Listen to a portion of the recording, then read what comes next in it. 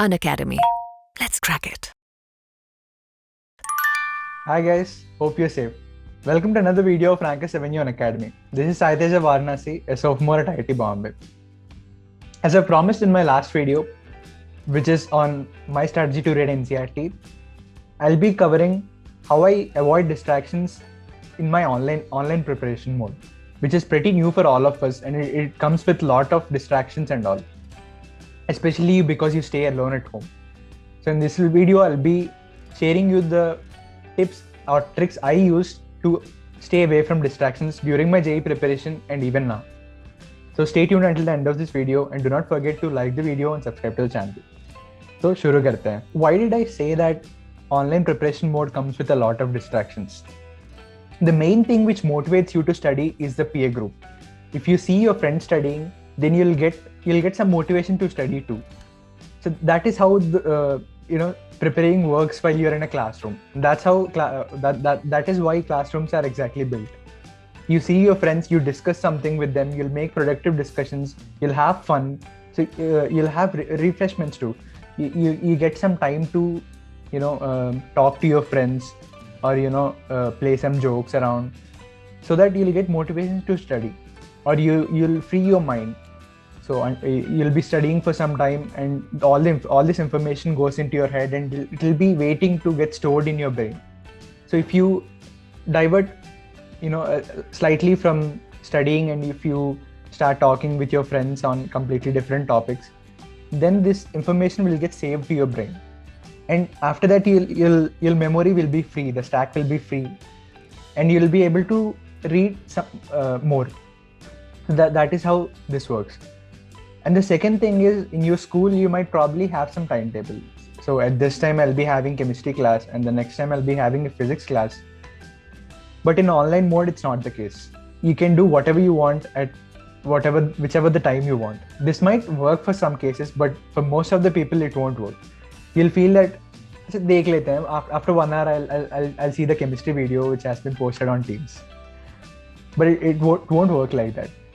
If you'll be postponing it, and especially when you're not having a strict schedule, and if you try to make a strict schedule, it won't work too, because you'll over expect your capabilities for most of the cases. If for someone that is working, great, follow it. But for most of the cases it won't work, and it's not logical too. So if you make a schedule that from 6 to 8 I have to read math, from 8 to 10 I'll have to read physics, that's for me it sounds like complete nuisance. It won't work at all. If school devises it, it'll work because there are many students around you who will be reading, and you'll be forced to read somehow. And in most of the cases you won't do that too in your school, so these schedules won't work. So how to make a proper schedule for reading? This is one thing I've seen in YouTube, so I try to implement it while preparing for my online mode. In school, what happens is that you'll have some different time to play, some different place to play, some different place to connect with for playing, some different place for chatting, some different place for reading something, some different place for physics, chemistry, and math too. So this kind of separates your, the memory palace you have with the place. So if you go to that place, your brain will start working on that place of your memory. It's like this.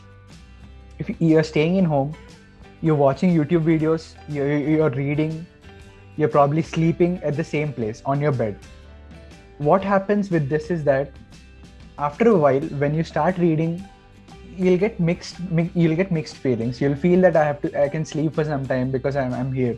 So your brain will compel you to sleep, and then you might go to sleep, or you might waste your time watching YouTube videos. Not this one though. I'm trying to help you over here.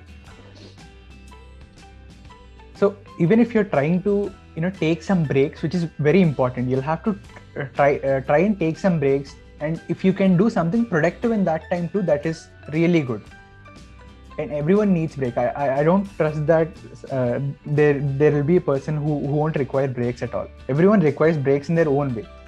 So some people might require breaks so that they can do something else related to the subject. Or some people will require breaks to watch some YouTube videos, or do something they like, which will take them off from the thing they're doing until then. So that's how breaks works, and breaks are very important in online preparation. So keep a particular time for the break. So if you complete a goal, then I'll take a break. This is the most efficient way of planning a timetable. So if you're even starting to make a timetable, do not make it like the thing I've said before, 6 to 8 math and 8 to 10 physics. It doesn't work like that. If you're trying to make a schedule, choose the topics which you'll have to cover within a week or within a day. And if you cover that, if you reach that, give yourself a gift, or which will motivate you. This is general human behavior, that if you get something on completing a task or doing a task, your brain will do something so that you'll get more motivation to do it the second time. And especially for the 2023 or 24 aspirants, make your goals short. Do not overestimate yourself, and do not try to drain all your energy within one day. Don't prepare for 12-13 hours. It's just not required and not suggested to. If you can do that with complete efficiency, I won't stop you from doing that, but that's not suggested by me. Take some breaks, have fun, and read too, because that is important for storing your information too. So take breaks and separate your places of study, fun, and sleep. Do not mix them. So take a place, or take your TV room to have fun, and while you're at your study table or the place where you study, fix that for study. Whenever you're there, you'll have to study. That's all. If you have to take some break, then go away from there. Do not stay there. This is one important thing, and especially when you are in work, keep your phone on do not disturb mode and throw it away. Not literally, but just keep it away, because phones are a major distraction for online things. Because phone will have all the social media things and everything related to it. Even while my preparation is going on, I used to have my phone with me, but it didn't distract me, because whenever you are in class or whenever you're trying to do something productive, do not carry your phone with you, because whenever the notification tings, your basic instinct is to at least see what it is. That will take you off from whatever you're doing. That will disturb your flow. Don't do that. So keep your phone away while you're studying, and I'll suggest that keep your phone away even while you're having fun, because you probably won't have fun with your phone. If you say social media, then keep a specific time for your social media every day. So like 1 hour. In my case, max was 10 minutes. Don't do social media more than that, because it's a bit of addiction in that case. I won't stop you from doing that, but I won't recommend it. That is how you devise your plan. And the tip I gave before always works. So you'll have to complete something in order to do something. So if you do works like this, then it will motivate you to read the next time or to go to the next day. And always try to document what you have done the day. It sounds more ideal. Everyone can do it. Even I wasn't able to do it my 100%. But try to document whatever you've done that day in some journal or something. This will tell you that you have done some good work, and it will motivate you to do some good work tomorrow. Or if you're not done enough, then it will motivate you to do more the next day. And my last tip is that do not make this kind of timetable. If it works for you, then fine. For most people, it won't. If you devise a timetable that from 8 to 9 I have to complete P block, from 9 to 10 I have to solve the questions, it won't happen like that. And if you will rush reading those topics, you'll rush that time, even if you are able to solve it. So it happens in two cases. Like if you're able to read it in half an hour, you'll prolong it to 1 hour, because I had time between 8 to 9. So you'll waste that time.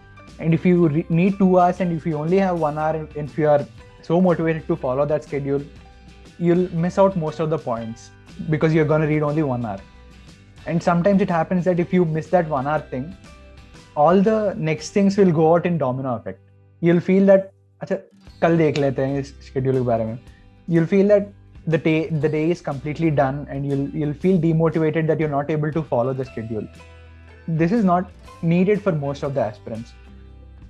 So recently I've watched most videos on YouTube saying that my 12 hours study plan, and let me tell you that it won't work that way for everyone. If it works for somebody, then it's too good. If it doesn't work for you, there's no need to panic. IIT exams don't require 12 hours of preparation every day. It just requires the work. You just have to do the work you're planning to do completely and faithfully. So that's all you can do. So this is all I have to say in this video. This video is probably short and informal, so try to take max from it, because these are my honest experiences. If you feel that you're benefited from this video, like the video, subscribe to the channel, and share the video with your fellow aspirants. In my next videos, I'll be giving more topic specific tips, and I'll be sharing with you my notes, short notes, one by one, because I can't compile the whole thing at once. So I'll be giving you topic wise short notes in my coming videos. So stay tuned for that too. Until then, stay safe, अच्छे से prepare करना, all the best.